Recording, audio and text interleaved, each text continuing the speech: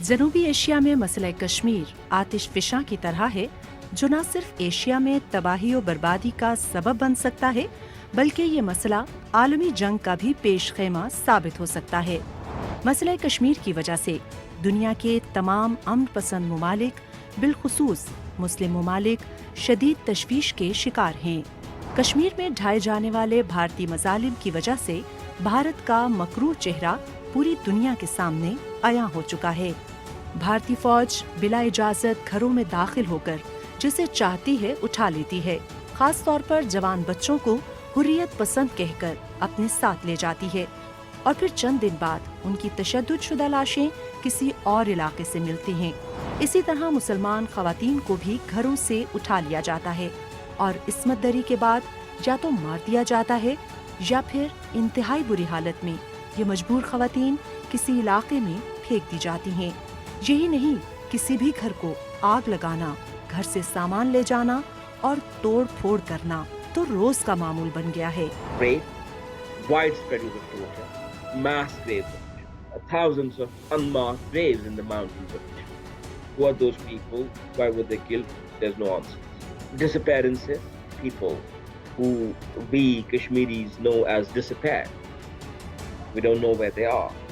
Extrajudicial killings, fake encounters where they would take innocent Kashmiris to a forest, murder them, faces mutilated, dressed in fatigues to be passed off as gradual militants of Lashkar-e-Taiba.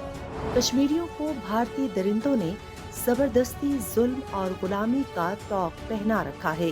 यूं कश्मीर में इंसानी हुकूक की जिस तरह से पामाली हो रही है और कश्मीरी अवाम जिस तरह गाजर और मूलियों की तरह कट रहे हैं, ये सब कुछ मौजूदा इंसानी हुकूक के अलंबरदार ममालिक के लिए बहुत बड़ा चैलेंज है। कोई दिन नहीं जाता जब कश्मीर में खून की होली न खेली जाती हो। इंसानी हुकूक की पामालियों से कश्मीर लहू लहू है। मासूम और बेगुनाह नौजवानों को टारगेट करके शहीद किया जाता है और ये सिलसिला बरस हा बरस से जारी है। कश्मीर की नाम निहाद असम्बली के साबिक वज़राए आला भारतीयों की इंसानियत सोज कार्रवाइयों और शर्मनाक घटिया बुज़दिलाना हरकतों पर भरपूर मजम्मत करते नजर आ रहे हैं। जो बीजेपी के इविल डिजाइन्स हैं जम्मू कश्मीर को लेके, वो उनको कामयाब नहीं होंगे बल्कि उनको मुंह की खानी पड़ेगी, क्योंकि जो वो हालात बना रहे हैं वो हर हरकत वो ऐसी करते हैं जिससे यहाँ के नौजवान रेडिकलाइज हो सकते हैं, ज्यादा हो सकते हैं। क्योंकि पहले ही आपने 2019 में जो कांड किया उसके बाद आप वहाँ नहीं रुके।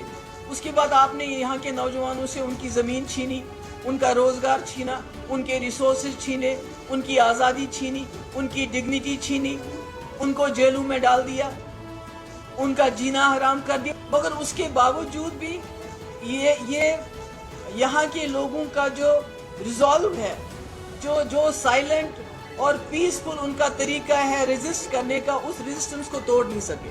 बैनुल-अक़वामी मीडिया को कश्मीर से अव्वल तो दूर रखा जा रहा है या अगर इजाजत दी भी जा रही है तो चंद मखसूस इलाकों तक ही मीडिया की रसाई है।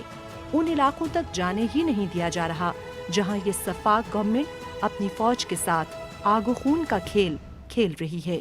बल्कि ये कहना बजा है कि आलमी मीडिया की कवरेज पर मुकम्मल तौर पर पाबंदी लगा दी गई है। सोशल मीडिया की रसाई भी बंद है। इस वक्त इन मजलूम कश्मीरियों की दाद रसी करने वाला या मददगार कोई नहीं है। हजारों घराने बेयारो मददगार हैं। पाकिस्तान ने कश्मीर की मौजूदा सूरत हाल पूरी दुनिया के सामने रखी है और इंडिया का मकरूह चेहरा बेनकाब किया है और आलमी बरादरी से मुतालिबा किया है कि वो इंडिया को जेनेवा कन्वेंशन की खुलेआम खिलाफ वर्जी करने और कश्मीरी अवाम पे जुल्म सितम करने से रोके। अगर अब भी बैनुल-अक़वामी सतह पर इस मामले में संजीदा कोशिशें ना की गईं तो दुनिया को एक बड़ी हौलनाक जंग का सामना करना पड़ेगा, जो कि यकीनी तौर पे एटमी जंग होगी। और इस तबाही से बचने का वाहिद हल यही है कि हकदार को उसका हक दिया जाए ताकि इस खित्ते में अमन कायम रहे।